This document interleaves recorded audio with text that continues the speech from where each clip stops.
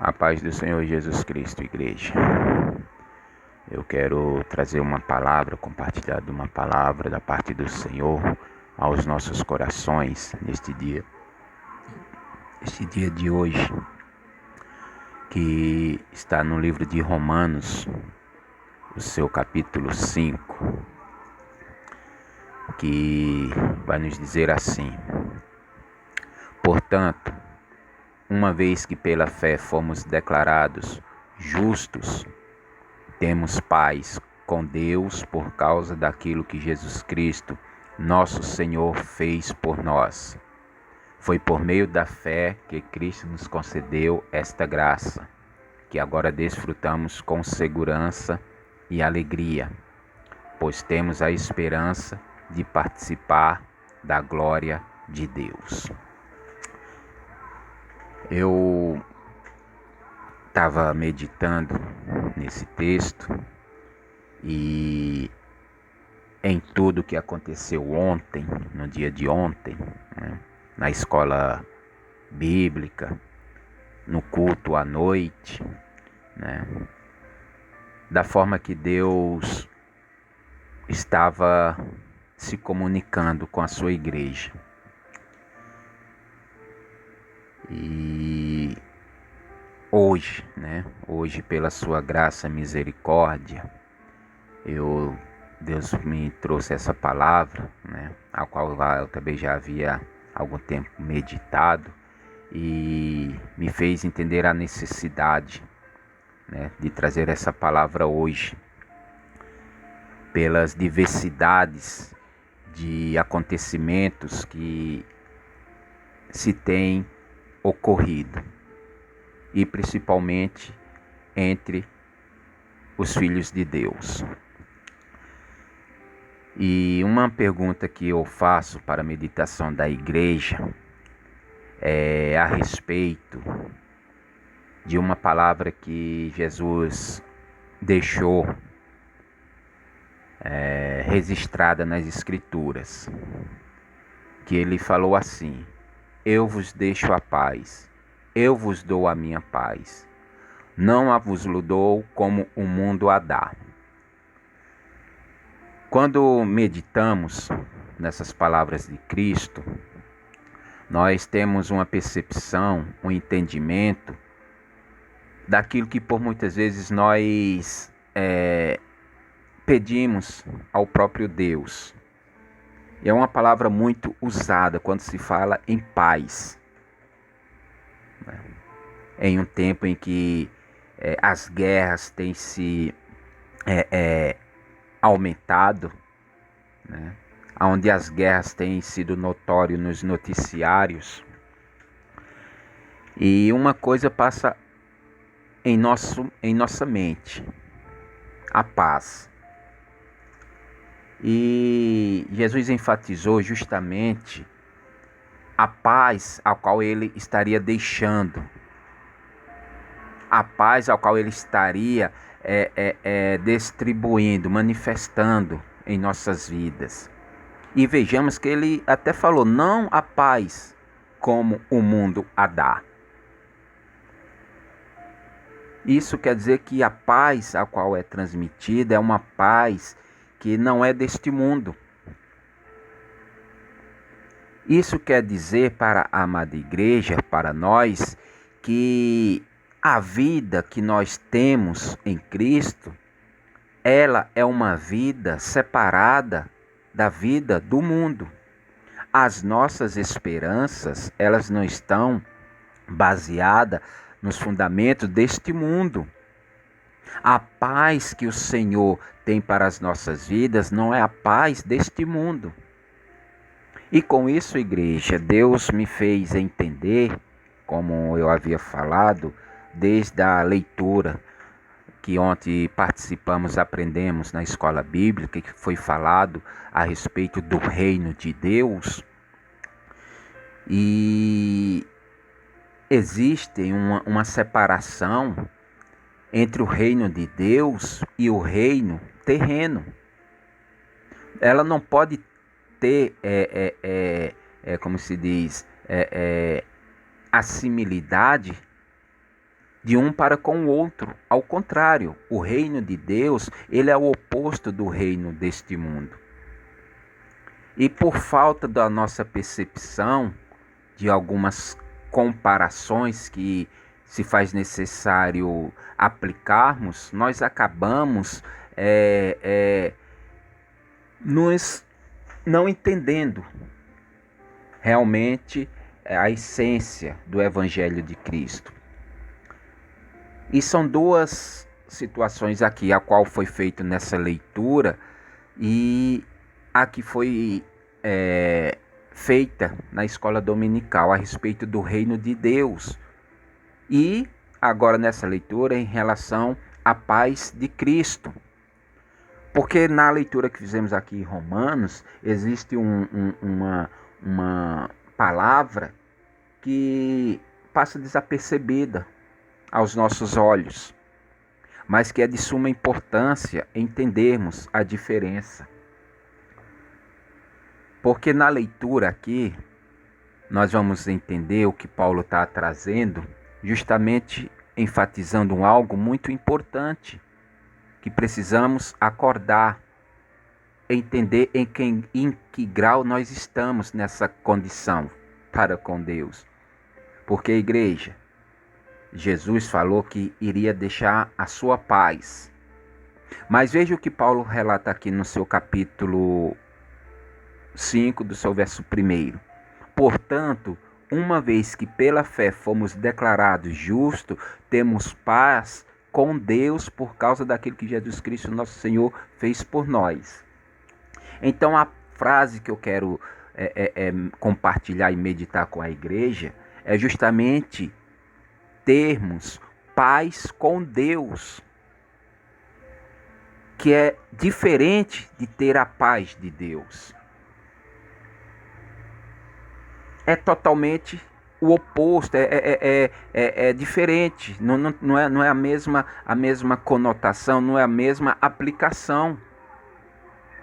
Porque a paz de Deus, a paz ao qual Jesus Cristo falou que nos deixaria a sua paz, ela é a paz de Deus, aquela de Deus para com o homem. Aleluia! Mas aqui o que Paulo está relatando, portanto, uma vez que pela fé fomos declarados justos, temos paz com Deus, aqui agora a parte do homem para com Deus. Isso quer dizer o quê? Porque Paulo fala que agora temos paz com Deus, era porque o homem estava em guerra com Deus. E onde foi declarado essa guerra com Deus?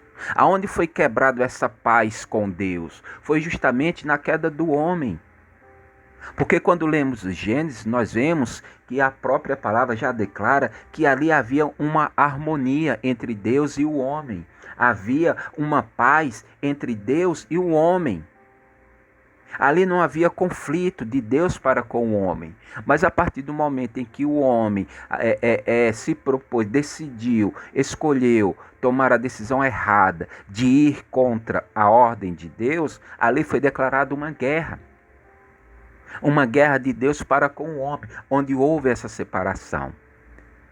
E nesse texto, igreja, nós precisamos aprender e entender que ter a paz de Deus não significa eu estar em paz com Deus.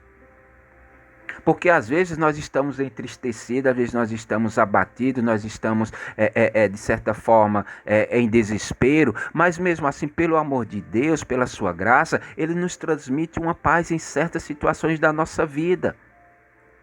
Mas isso não quer dizer que eu esteja em paz com Ele. Porque nós só vamos ter essa paz com Deus, como Paulo relatou aqui, através de Jesus Cristo, por aquilo que Ele fez. E o que foi que Ele fez para que essa guerra, essa batalha, esse confronto com Deus fosse aniquilado, fosse desfeito? Através do seu sacrifício. Esse sacrifício que Jesus exerceu por nós foi aonde nos fez ter a paz novamente com Deus. Aleluia. Então não podemos ter uma paz com Deus se não for através de Jesus Cristo. Não podemos ter a paz com Deus se não for através daquilo, da aceitação daquilo que Jesus fez por nós. Então, o que vai nos caracterizar essa paz com Deus é a aceitação do seu sacrifício. Mas o seu sacrifício não foi um sacrifício em vão, um sacrifício sem nenhum propósito. Foi para nos resgatar. A paz de Cristo, ele está determinada a todos aqueles, aleluia, a quem chegar com o seu coração, se quebrantar diante do Senhor, ele vai se compadecer e de certa forma nos dar a paz. Mas ter a paz com ele é só através do seu Filho Jesus Cristo. E a igreja precisa entender que ela faz essa aliança, ela tem essa junção de promover esta paz com Deus. Aleluia. Por isso, igreja, de tudo aquilo que nós aprendemos e que foi falado ontem, continuamente, desde das primeiras horas da manhã, Deus falando do seu reino, à noite falou do seu reino, o que representava o seu reino. Então, essa paz com Deus que nós temos que ter, não a paz de Deus, mas a paz com Deus, é que vai nos garantir entrarmos nesse reino. Porque se eu não tiver essa paz com Deus, eu não posso fazer parte desse reino. Aleluia. Então é importantíssimo, igreja, nós como igreja, olharmos se nós apenas estamos vivendo a paz de Deus ou temos a paz com Deus. Porque as nossas obras, as nossas decisões, as nossas posições podem nos estar levando a entrarmos em conflito com Deus. E no seu reinado, no seu reino, não está preparado para aqueles que não queiram ser submissos ao seu rei. Aqueles que estão em guerra com o rei. Isso é notório no nosso tempo, no nosso ambiente humano, quando alguém tenta assim ser insubmisso às ordenanças, aos decretos. Existe uma sentença, existe uma forma de aplicar a lei. Em algum país que existe ainda a monarquia como um regime de governo, todos aqueles que fazem parte daquele governo, eles são submissos ao rei. Quer eles gostem, quer eles não gostem, quer eles aprovem, quer eles não aprovem. Existe assim um regime predominante que foi decretado por aquele reinado. E aqueles que são insubmissos a essas ordens, eles não podem fazer parte desse reinado. Mesmo assim é Deus. Muito mais é Deus. Que Deus não aceita aqueles que são insubordinados ao seu reinado. E isso cabe a nós, igreja. Se nós queremos fazer parte desse reinado, desse reino, nós temos que entender quais são os critérios, quais são as determinações desse reinado. Quais são as normas. Não é como nós queremos. Não é como nós imaginamos ou pensamos. É como está estabelecido.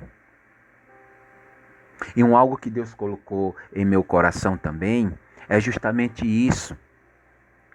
Que o reino de Deus, ele é predominante em um regime de reinado e não de tribo. Isso nos declara justamente quando Deus estabeleceu a nação de Israel como um povo, quando Deus regia, quando Deus direcionava. Era uma situação, era um só pensamento, era um só propósito. Mas a partir do momento quando o homem decidiu não ser mais regido pelo reinado de Deus, mas pelo reinado do homem, passou-se a ser tribos. Ali houve divisões, ali houve separações. E no reino de Deus não há separação, igreja. Se o nosso pensamento for de reino, temos que saber que existe só um que coordena, existe só um que comanda, que dita as regras. Mas se eu não quiser me submeter a esse reinado, então eu vou fazer parte de uma tribo. Aleluia. E a palavra de Deus não nos fala em tribo de Deus, fala em reino de Deus. O reino não está preparado para quem quer fazer parte de tribo, mas para quem quer fazer parte de reino. E quem faz parte de reino tem que estar sujeito às suas ordenanças do rei. Aleluia. Que a nossa mente, igreja, venha a ser predominante em pensamento, em mente de reino, não de tribo, de divisão, de separação, de vontade própria, de cada um estabelecer aquilo que é e aquilo que não é, aquilo que pode e aquilo que não pode. Isso é o que muitas vezes temos visto. Quantas divisões, quantas separações, quantos pensamentos, porque a nossa mente está voltada à tribo e não a reino. Deus falou muito ontem, no culto da ceia, na palavra das 10 virgens, na palavra de Apocalipse. Tudo aquilo significa um plano, um propósito do que é reino de Deus. O reino de Deus existe os que vão habitar e existem os que vão ser colocados para fora, os que não entrarão. Isso é fato.